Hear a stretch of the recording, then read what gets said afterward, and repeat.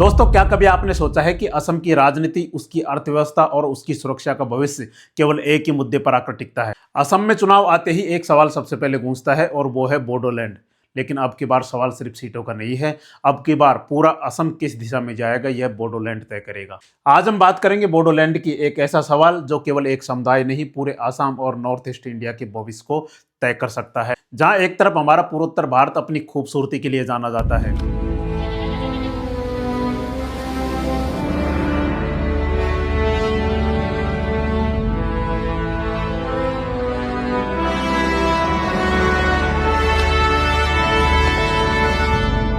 असम में इस साल विधानसभा के चुनाव होने वाले हैं और इन विधानसभा चुनावों में बोडोलैंड की बहुत महत्वपूर्ण भूमिका है, जिसकी वजह से सभी राजनीतिक पार्टियां इन बोडो समुदायों को अपने पक्ष में करने में जुटी हुई है। और इनकी सभ्यता, संस्कृति और कल्चर को देखने के लिए, जैसे अभी हमने देखा कि इनका जो त्यौहार और जो संस्कृति है, इनको देखने के लिए मोदी जी भी पहुंचे। कहो, ये केवल एक उत्सव नहीं है, ये एक माध्यम है हमारी महान बोडो परंपरा को सम्मान देने का। ये एक माध्यम है बोडो समाज की महान विभूतियों को याद करने का। और इनकी खूबसूरत संस्कृति का दीदार किया, जहां पर 10,000 लोगों ने एक साथ डांस करके बहुत खूबसूरत नृत्य किया।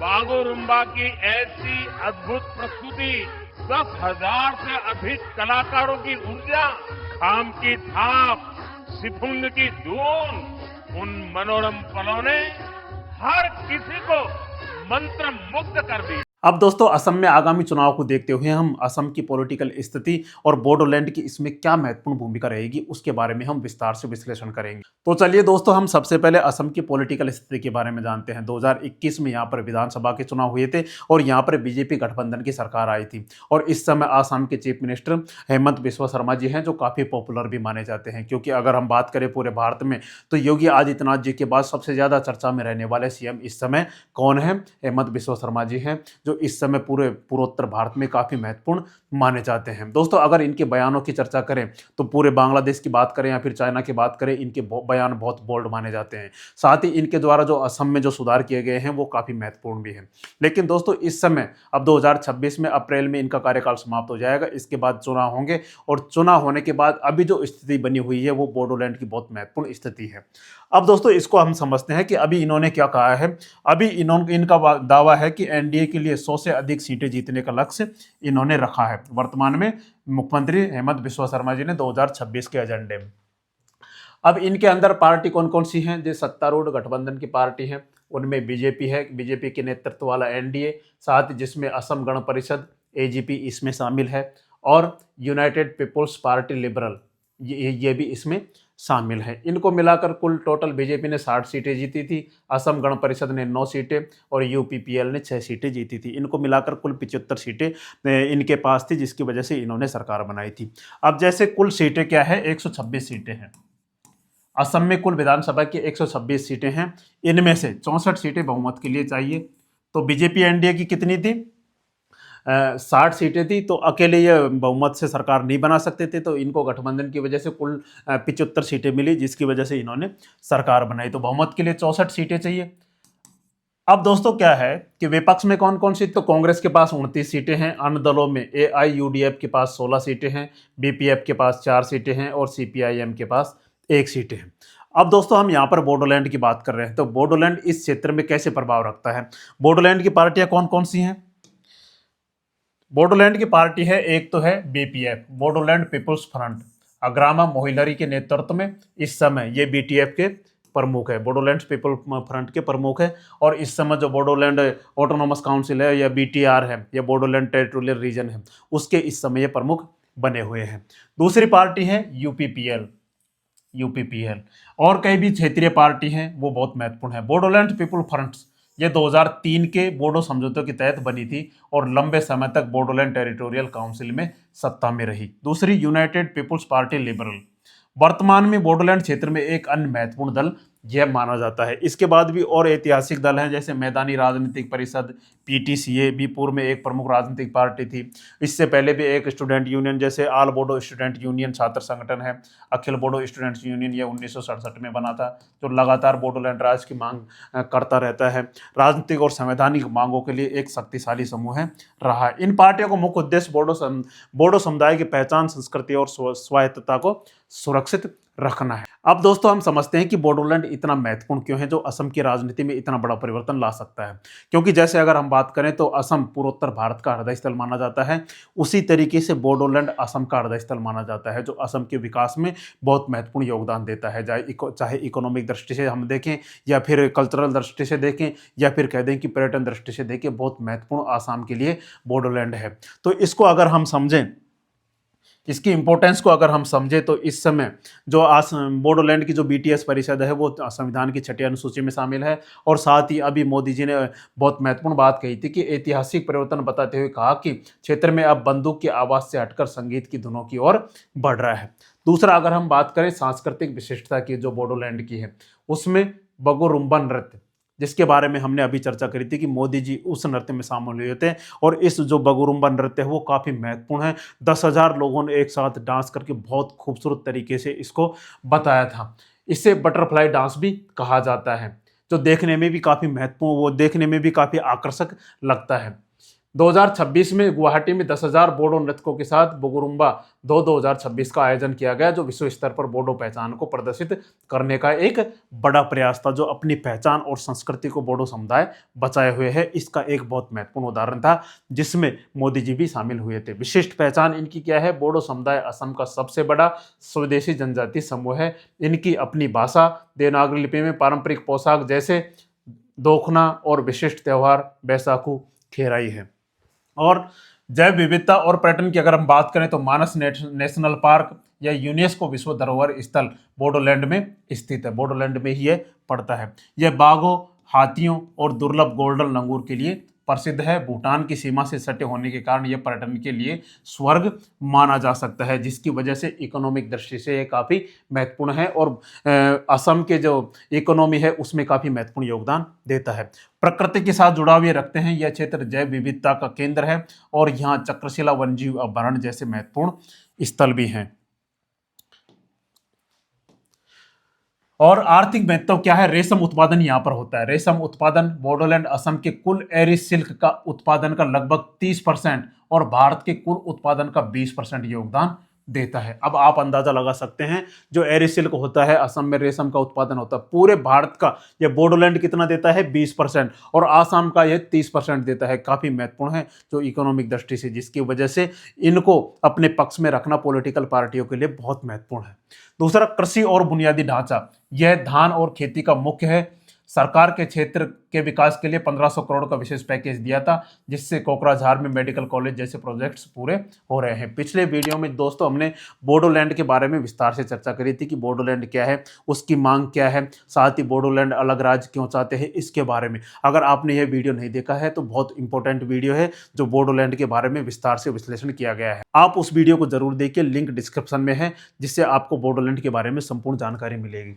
दोस्तों आगे हम चलते हैं। रणनीति और भौगोलिक स्थिति के बारे में भी बोडोलैंड बहुत महत्वपूर्ण है। बोडोलैंड को पूर्वोत्तर भारत का प्रवेश द्वार कहा जाता है, जिसकी वजह से ये काफ़ी इंपॉर्टेंट बन जाता है, क्योंकि यह भूटान और अरुणाचल प्रदेश की तलहटी में स्थित है और शेष भारत को पूर्वोत्तर से जोड़ने वाली महत्वपूर्ण गलियों के पास है। लेकिन बोडोलैंड की खास बात इसकी स्वायत्त शासन व्यवस्था, शांति की नई दिशा और प्रकृति व संस्कृति का अद्भुत संगम है, और इसे असम का एक जीवंत और महत्वपूर्ण हिस्सा बनाता है, जिसकी वजह से बोडोलैंड असम के लिए काफी महत्वपूर्ण स्थान रखता है। दोस्तों बोडोलैंड असम के उत्तरी क्षेत्र का हिस्सा है।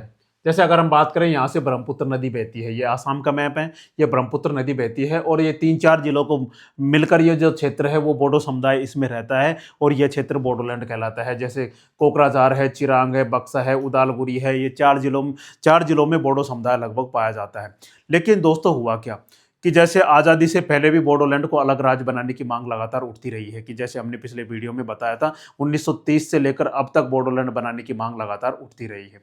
वह ये था कि ये अपनी पहचान और अपनी संस्कृति, जो अपनी इनकी खूबसूरत जो संस्कृति थी, उसको ये लगातार खोते जा रहे हैं। क्योंकि यहाँ पर क्या हुआ कि आज़ादी से पहले भी और आज़ादी के बाद भी इस क्षेत्र में क्या हुआ कि बांग्लादेश यहाँ से क्या बांग्लादेश यहाँ पर आकर बसने लगे, बंगाली बसने लगे, उधर से नेपाली आकर यहाँ पर बसने लगे, जिसकी वजह से इनकी जो संख्या थी, इनकी जो मेन बोडो समुदाय थे, उनकी जो संख्या थी वो धीरे धीरे कम होने लगी। और बाकी जो भारी लोग थे, जो अलग अलग राज्यों से आए थे, बांग्लादेश से आए थे, उनकी संख्या लगातार बढ़ती जा रही थी। तो ये अपनी पहचान और अपनी संस्कृति, अपनी कल्चर सब कुछ खोते खोते जा रहे थे। और जिसकी वजह से क्या हुआ, फिर यहाँ पर जो भी बाहर के लोग आकर बस रहे थे, उनकी उनकी वेशभूषा या फिर उनका कल्चर या फिर उनका पहनावा या फिर उनकी भाषा यहाँ पर धीरे धीरे क्या हुई, बढ़ने लगी, जिसकी वजह से ये अपनी पहचान खोने लगे। जिसकी वजह से ये मांग करते आए हैं लगातार, क्या मांग करते हैं, क्योंकि हमें अलग से बोडोलैंड दिया जाए। अब दोस्तों क्या हुआ कि ये क्या है, ये मांग कोई अब की नहीं है, ये बोडोलैंड कोई नया नाम नहीं है, ये मांग दशकों पुरानी है। बोडो जनजाति की पहचान, अधिकार और स्वशासन से जुड़ी हुई है।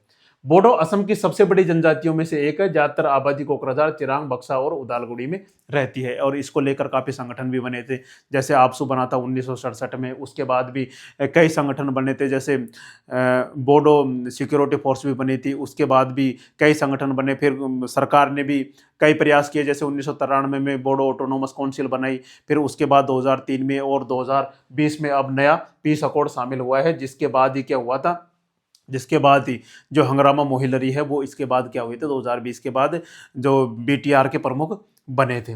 अब दोस्तों सवाल ये है कि क्या बीटीसी ही काफी है या फिर अब अलग राज्य ही एक समाधान है। अब दोस्तों बोडोलैंड की मांग एक सिर्फ भावनात्मक नहीं है, बल्कि राजनीतिक, आर्थिक और सुरक्षा से जुड़ा हुआ मुद्दा है। यह अपनी पहचान और अस्तित्व को बचाने के लिए लड़ रहे हैं। भाषा, संस्कृति और जमीन की सुरक्षा डर बोडो लोग अपने ही क्षेत्र में अल्पसंख्यक बन गए हैं, जैसे हमने अभी आपको बताया था। विकास का सवाल, इलाका संसाधनों से भरपूर है, लेकिन शिक्षा, स्वास्थ्य और रोजगार में पिछड़ापन है। अलग राज्य की मांग, सीधा बजट, तेज विकास, समर्थकों का दावा ये कहता है। कानून व्यवस्था क्या कहती है, पहले उग्रवाद था, शांति समझौते के बाद हालात बेहतर है, लेकिन स्थायी समाधान अभी भी अधूरा है। स्थायी समाधान अभी भी नहीं हो पाया है। अपनी पहचान और संस्कृति के लिए लगातार ये प्रयास करते रहते हैं। अब दोस्तों जैसे असम में कुल 126 सीटें हैं, उनमें से क्या है, विधानसभा की 126 सीटें हैं, कुल टोटल 126 सीटें। उनमें से जो 15 सीटें हैं वो इस क्षेत्र में है, बोडोलैंड में है, 15 सीटें हैं। अब ये असम की राजनीति में कैसे प्रभाव डालेंगे, क्योंकि ये 15 तो सीटें इनके पास है ही यहाँ पर, और इसके आसपास का जो भी क्षेत्र है 10 सीटें वहां पर हैं। तो कुल टोटल 25 सीटों पर यह प्रभाव रखते हैं। और बहुमत के लिए कितनी चाहिए, 64। अब मान लो इनको अपने पक्ष में कर लिया जाता है बोडो समुदाय को, तो क्या किया जा सकता है, लगभग 25 सीटों पर यह प्रभाव रखते हैं। तो 25 सीटें अगर इनकी आ जाती है तो 64 में से बाकी तो फिर बचते ही कितनी है। तो इसका क्या होता है, असम की राजनीति में बहुत बड़ा प्रभाव देखने को मिलता है, जिसकी वजह से बोडोलैंड को इतना महत्व दिया जा रहा है। अगर हम आगे हम समझें, जो बीटीआर है, बोडोलैंड टेरिटोरियल रीजन, इसका बहुत महत्वपूर्ण स्थान है। और जैसे ही ये 2020 के बाद सत्ता में आए थे हंगरामा मोहिलरी, तो इनसे मिलने के लिए आए थे हेमंत बिस्वा शर्मा जी, और सभी पार्टियां इनसे अपने गठजोड़ बनाकर रखना चाहती है। ये बीटीआर का मुख्यालय है, जो असम के जो बोडोलैंड है उसमें बहुत महत्वपूर्ण भूमिका निभाता है। ये 6ठी अनुसूची में शामिल एक स्वायत्त परिषद है। अब दोस्तों हम सबसे बड़े सवाल पर आते हैं कि अगर बोडोलैंड बनता है, अगर बोडोलैंड बनेगा तो असम का भविष्य कैसे बदलेगा और राजनीतिक असर क्या क्या होगा, क्योंकि असम का भूगोल बदल जाएगा। क्या होगा, असम का भूगोल बदल जाएगा, विधानसभा सीटों का संतुलन बदलेगा, और नॉर्थ ईस्ट की राजनीति में एक नया पावर सेंटर बनकर बोडोलैंड आएगा। दूसरा, जातीय संतुलन कैसे होगा, बोडो बनाम गैर बोडो समुदाय इसमें अलग अलग हो जाएंगे। दूसरा, बंगाली, आदिवासी और मुस्लिम आबादी की चिंता बढ़ने लगी, क्योंकि यही आबादी वहां पर जाकर सबसे ज्यादा बस रही है। अब डर क्या है, नया राज्य, नई असुरक्षा पैदा वहां पर होगी। डोमिनो इफेक्ट इसमें क्या है, अगर बोडोलैंड बना तो कार्बी आंगलोंग, डिमासा, अन्य जनजातीय क्षेत्र जैसे गोरखालैंड है, वो क्या करेंगे, फिर अलग राज्य की मांग करने लगेंगे। अब अगर नहीं बना तो क्या होगा दोस्तों, अगर अब नहीं बना तो क्या होगा कि अगर बोडोलैंड की मांग को लगातार नजरअंदाज किया गया तो क्या होगा, लगातार असंतोष युवाओं में बढ़ता जाएगा, युवाओं में गुस्सा बढ़ता जाएगा, शांति भंग होने का खतरा वहां पर लगातार बना रहेगा, नॉर्थ ईस्ट की स्थिरता पर असर लगातार बना रहेगा। लेकिन इतिहास गवाह है कि जब पहचान की मांग दबाई जाती है तो वो और जोर से उठती है। तो बोडोलैंड राज्य की मांग के लिए लगातार ये प्रदर्शन भी करते रहते हैं और इनका एक नारा इन्होंने जो हमने बताया था कि नो बोडोलैंड नो रेस्ट, अब इनका मुख्य नारा बन गया है कि हम रेस्ट ही नहीं करेंगे जब तक हमें बोडोलैंड नहीं मिलेगा। तो सरकारें क्या कर रही है अब दोस्तों, केंद्र सरकार का इसमें क्या पक्ष है और राज्य सरकारें क्या कर रही है, साथ ही राजनीतिक पार्टियां किस आधार पर इनको साधने में जुटी हुई है, उसको हम समझते हैं। दोस्तों जैसे हम देखें कि पार्टियों की रणनीति क्या है, कि चुनावी चालें क्या है कि पार्टियों की, सत्ताधारी दल तो क्या कहता है कि राज्य विभाजन के खिलाफ है, कि जैसे बोडोलैंड राज्य की अलग मांग कर रहे हैं तो वो सत्ताधारी दल है, तो उस समय तो विभाजन के खिलाफ है कि बोडोलैंड राज्य अलग से नहीं बन सकता। क्या किया जा सकता है, शांति और विकास का दावा किया जा सकता है और बीटीसी जो काउंसिल है उसको मजबूत करने की बात कही जा सकती है। तो क्षेत्रीय बोडो पार्टियां हैं वो क्या कर रही हैं, बोडोलैंड की मांग को चुनावी हथियार बना रही है, युवाओं को साधने की कोशिश कर रहे हैं। बोडोलैंड की मांग अगर करेंगे तो युवाओं के बीच में लोकप्रिय भी होंगे, जिसकी वजह से युवा उनसे जुड़ने की कोशिश भी करेंगे, वोट भी मिलेंगे। और दूसरे पक्ष क्या कहते हैं, विपक्ष, सरकार का वादा खिलाफी का आरोप लगेगा, भावनात्मक मुद्दों को हवा मिलेगी, लेकिन बोडोलैंड पर स्टैंड ही तय करेगा कि कौन दोस्त है और कौन विरोधी है। अब केंद्र और राज्य सरकारें क्या कह रही हैं, सरकार की सोच साफ है, अलग राज्य नहीं बनेगा बल्कि स्वायत्त और शांति की दिशा में मजबूत कदम उठाए जाएंगे। केंद्र चाहता है कि स्थिर नॉर्थ ईस्ट हो, ऐसा कि नहीं हो कि वहां पर लगातार बवाल देखने को मिले। असम सरकार नहीं चाहती राज्य का विभाजन हो, इसलिए बीटीसी को और ज्यादा अधिकार दिया जाएगा, फंडिंग दी जाएगी, सांस्कृतिक संरक्षण दिया जाएगा। लेकिन सवाल यही है, क्या इससे बोडो जनजाति संतुष्ट है या फिर वो मानती है कि हमारे लिए क्या सही है या फिर नहीं है। अब दोस्तों आगामी चुनाव को देखते हुए मैं आपसे एक बात कहना चाहता हूं कि असम के जो आगामी चुनाव है वो क्या करेंगे, वो केवल सरकार ही नहीं चुनेंगे, वो क्या करेंगे, बोडोलैंड का भविष्य क्या होगा ये तय करेंगे जो आगामी चुनाव है। साथ ही और असम किस रास्ते पर जाएगा इसके बारे में भी गहन चर्चा करने की जरूरत है। इसलिए कहा जा रहा है बोडोलैंड तय करेगा असम का फ्यूचर। आपको क्या लगता है कि चुनाव के बाद बोडोलैंड बनेगा या सिर्फ वादे ही मिलेंगे? आप एक बार कमेंट करके जरूर बताना और हमारी जानकारी आपको अच्छी लगी हो तो हमारे चैनल को लाइक एंड सब्सक्राइब जरूर करना। जय हिंद, जय भारत, जय बोडोलैंड।